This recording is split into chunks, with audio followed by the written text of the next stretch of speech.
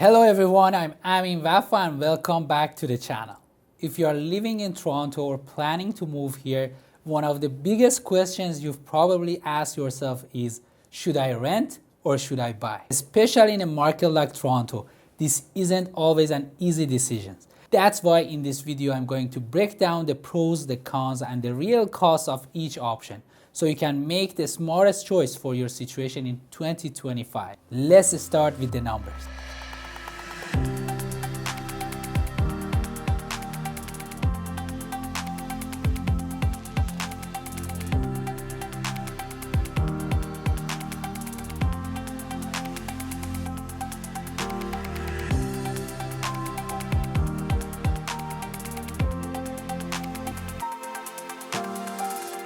Right now, renting a one-bedroom condo in downtown Toronto will cost you somewhere around $2,700 to $3,000 a month. You're paying for location, convenience, and amenities. But at the end of the day, you're not building any equity. Now let's say you decide to buy a condo instead. If the price is around $650,000 and you put 20% down payment, your monthly payments would look like something around $2,500 for the mortgage, $500 in maintenance fee, and another $250 or so for property tax. That adds up to about $3,200 a month. So yes, buying is more expensive per month, but the key difference is that with buying, you're investing in something that grows over time. A portion of your monthly payment goes toward building equity, something renting just can't offer. But that doesn't mean renting is bad. In fact, in some cases, it makes a lot more sense. If you are new to Canada or just moved to Toronto, it's actually smart to rent first. Take some time to get familiar with the city, the neighborhoods, and the transit. Renting gives you the flexibility to move around without any long-term commitment. Also, if you are only staying for a short period, say 1 or 2 years, it's probably not worth the cost of buying and then selling so quickly. Between land transfer tax, legal fees, and agent commissions, those costs adds up fast. Renting is also a good option if your finances aren't quite ready.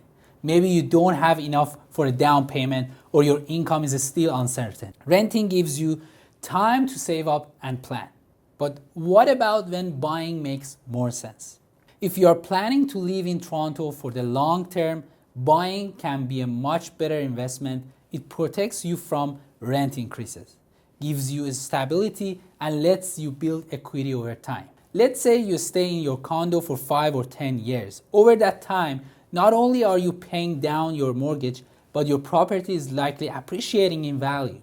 You also gain freedom. You can renovate, rent it out, or eventually upgrade without worrying about a landlord. Of course, buying comes with responsibilities. You'll need to budget for property taxes, maintenance, and unexpected repairs. But with the right planning, it's a solid long-term strategy. Now let's talk about the hidden cost of both. With renting, the biggest risk is rising rent. Your landlord could increase it each year, and you have no control over it. You also can't build any wealth through ownership. With buying, there are closing costs like land transfer tax, legal fees, and inspection costs. And once you own the home, you're responsible for everything from repairs to insurance. That's why it's important not to stretch yourself too thin. So what's the bottom line? If you are in Toronto temporarily, still settling in, or not quite financially ready, renting is the safer, smarter choice for now. But if you are planning to stay